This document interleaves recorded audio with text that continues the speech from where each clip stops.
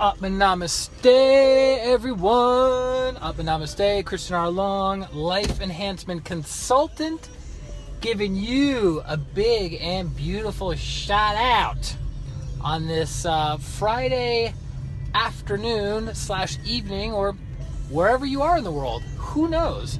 So I'm about heading off to the gym right now because I did not fit it in properly. I had clients early in the morning, so I didn't have a chance to fit it in properly for my morning routine. I don't know about you. 5 days a week, Monday through Friday, this body is in the gym working out. Now, 3 years ago, what's going on, guys? 3 years ago, wouldn't have happened. I'm like, men can't work out more than 3 times a week, Monday, Wednesday, and Friday. That's impossible. There's no way you can do five days a week. Isn't the body going to get super sore? Well, hey, Dusty, Christy, Abba Namaste. You live and you learn, right? So, finally back in Denver. Thanks, guys, for the warm welcome, for the hugs, the kisses, the energetic hugs, the energetic kisses. It's good to be back. And I want to make a quick distinction. Hey, Matt, Atma Namaste. A quick distinction of what is inner work and why is inner work so important. Hey, Jerry, Atma Namaste. I hope you're doing well. Because people hear this all the time. They're like, Christian, you're this energy healer guy, you're this meditation teacher, but what exactly is this whole thing inner work that I hear so much about? Laura, Atma Namaste. Susie, Atma Namaste. What's this whole inner... That was weird. I was listening to something I didn't even know I was listening to. Talking about the heart. It's all connected. And what is the difference between inner work and outer work? Okay? So for anyone who has any experience with personal or spiritual development, working on their stuff, that's inner work. So inner work is the hardest kind of work that there is because we are so fixated on the outer world, right? We're so fixated on the outer world. But here's the thing. As soon as you see the outer world, that's something that has already manifested. So it's like, so what? But we keep looking at the thing that's already been manifested. We keep putting our attention on the thing that's already been manifested, and we're upset, and we're mad, and we're angry why things aren't changing. Well, the only way for things to change is for our thoughts, our feelings, and our actions to change, and then we will be planting different seeds, thus reaping different fruit. Does that make sense? So that's the importance of inner work. Inner work deals with meditation. Inner work deals with subtle energies.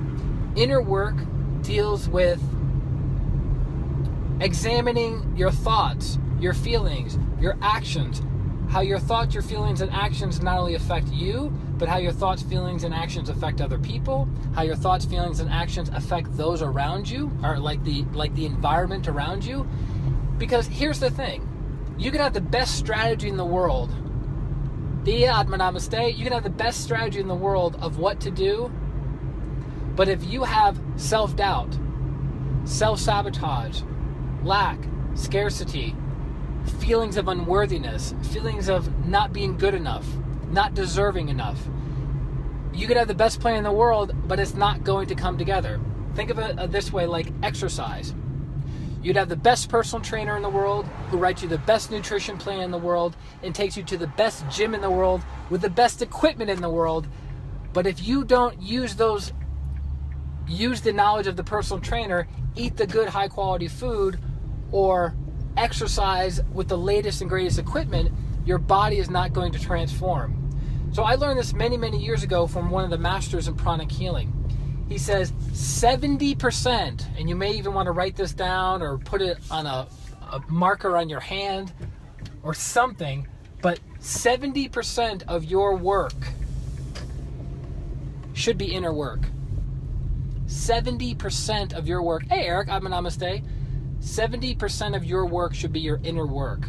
Meditation, being aware of your thoughts and your feelings and your actions.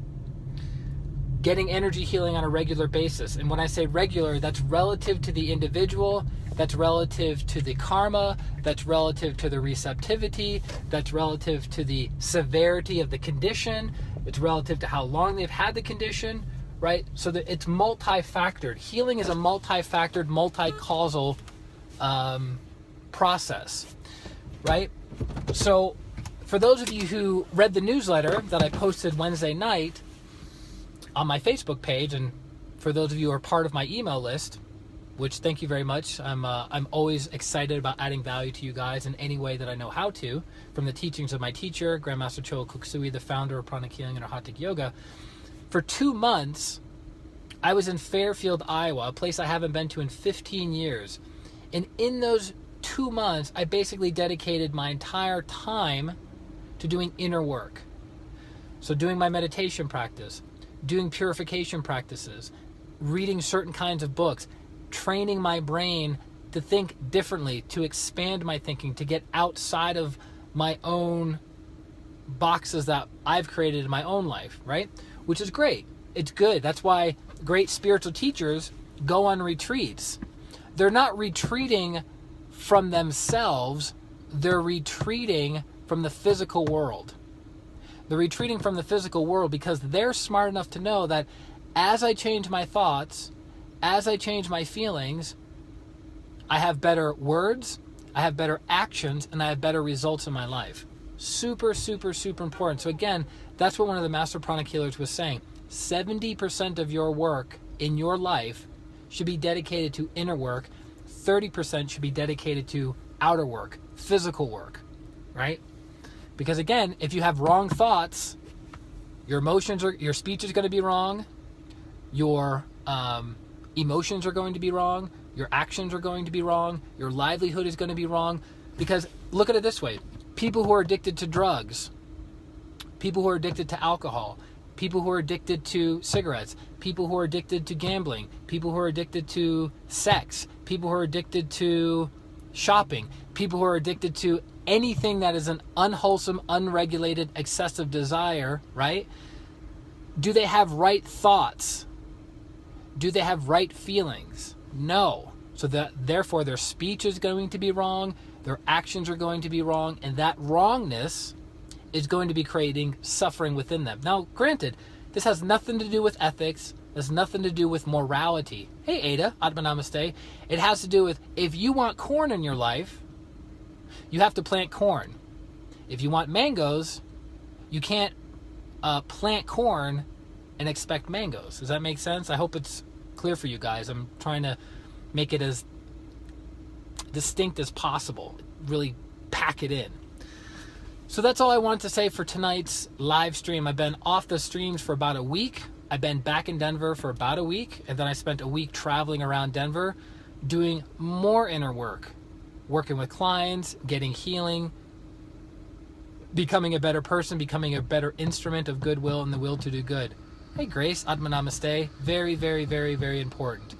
So I encourage each and every one of you to spend time your inner work, going into those little demons, those little dark places of our psyche, the subconscious, the superconscious, extracting things on a soul level. And you're like, well, Christian, I don't know how to do that stuff. Great, you can hire me. You're like, Christian, I don't know how to go into my subconscious mind to remove limiting beliefs or negative programs that are playing in the background and have been playing in the background of my life, sabotaging me for 10, 15, 20, 30 years. Great, then hire me and I will do my best following the protocols that I've been trained in, the Pranic Healing and Arhatic Yoga by Master Choa Kok Sui, to help you with those. Because as soon, hey Lynette, Atma Namaste, as soon as you're able, Salvador, Atma Namaste, as soon as you're able to remove those blind spots and introduce the light of your consciousness in them, your suffering is magically and miraculously dissipated and disappears. So you can go to my website, christianrlong.com/services, and find the right service that works for you. Physical healing, emotional healing, financial healing, relationship healing, spiritual counseling, spiritual coaching. We cover the gambit to the best of our abilities. Salah, Atma Namaste. Good to have you on. So that's it, guys. Have an amazing Friday night, or whenever you're watching this, an amazing weekend, and I look forward to connecting with you very, very soon. Feel free to ask any and all questions in the comment section below, and as soon as I see it, after I'm working out at the gym, I will respond to you accordingly. Thank you guys very much. Blessings of light, love, and power from God and my teacher, Grandmaster Choa Kok Sui, in each and every one of your lives, and I look forward to connecting with you soon. Atma Namaste. Bye-bye.